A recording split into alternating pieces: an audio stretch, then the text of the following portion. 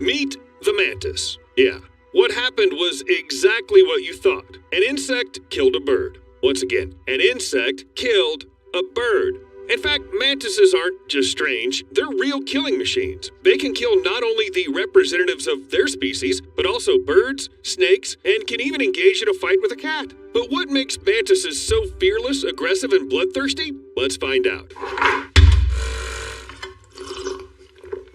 Usually the food chain looks quite logical and understandable. Well, cats hunt mice, lizards eat insects, but that's not the case of the mantis. Its best defense is an attack, and not just a short attack. Look at this lizard. Anyone would be shocked if a potential lunch attacked them, and not only attacked, but also rapid movement. Now the powerful front legs squeeze the head of the lizard, not letting it close its jaws. And that's it. The mantis thinks it's enough. It can start eating the prey, alive. But even after the prey escaped, it couldn't save itself. The mantis caught the lizard and twisted its neck. The mantis are definitely the rulers of the insect world, using their deadly front legs, which they usually keep clasped together. These monsters seem to be able to grab anyone. Most often, the mantis sets up an ambush, merging with the leaves or tree bark to attack unexpectedly. With their front legs, they catch the prey at such a speed that their movement is difficult to track with a human eye.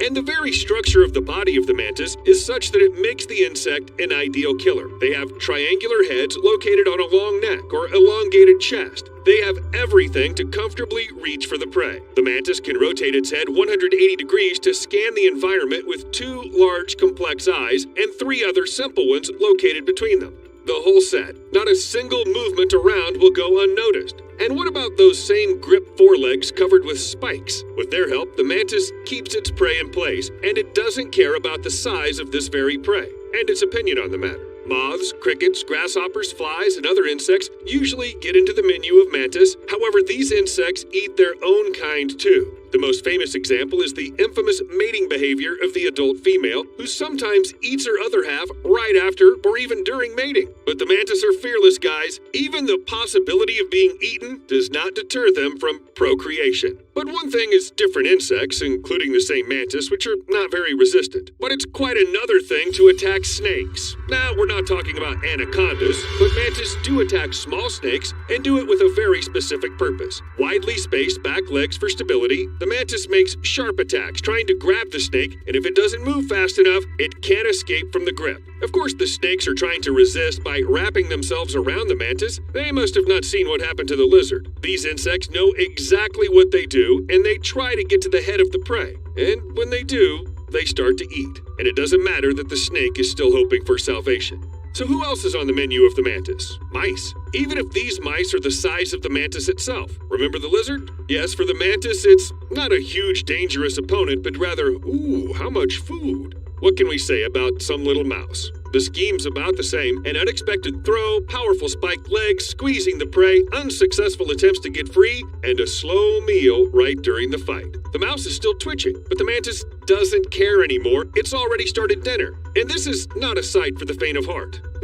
Got goosebumps. But because of their voracity, the mantis is sometimes used as a natural remedy for pest control. Where the mantis live, you don't need to wait for the invasion of mice or cockroaches, for example. However, because predators eat indiscriminately, they can eat as many good beetles as bad ones. There's a very thin line between the extermination of pests and a full garden of mantis. There's a very thin line between the extermination of pests and a garden full of mantis where there's no one left at all. But back to that poor bird from the beginning of the video. Now you probably understand that it's not the first and not the only unusual victim of these insects. And the behavior of this particular mantis is absolutely typical. As I said before, the mantis aren't the type of predators who chase their prey like lions on the savannah. Most often, they attack from an ambush. Some of the mantis are well camouflaged, while others expect to stay still until their prey appears or until it gets too close. However, the hummingbird on the video was lucky. According to the description, both it and the mantis survived.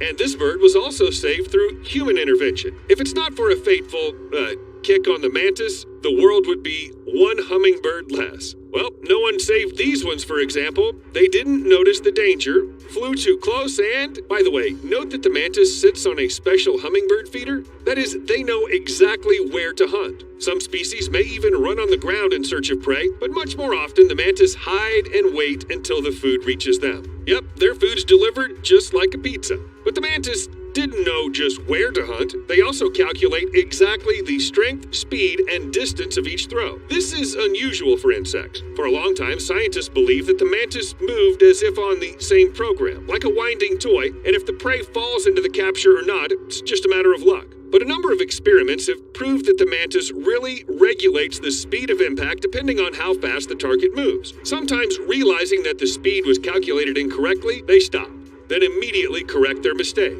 I want to say that if it wasn't for slow motion, we would never have known about it. Try to keep track of its movements. You know, the more I learn about the mantis, the more I think they are the universal hunter. Pretty small, but universal. Here a mantis is catching a fish. The poor thing doesn't even try to resist. What is going on? Insects shouldn't eat fish. Try to tell them that. And here's a mantis eating a frog. Despite the desperate attempts to get out, the frog hopes to tell it something like this: "Insects don't eat amphibians. You've got things all mixed up." But it's unlikely that the mantis cares. It's hungry. You know, they're like honey badgers, but insects. Hornet for lunch? Sure, yummy. And remember the mantis from Kung Fu Panda?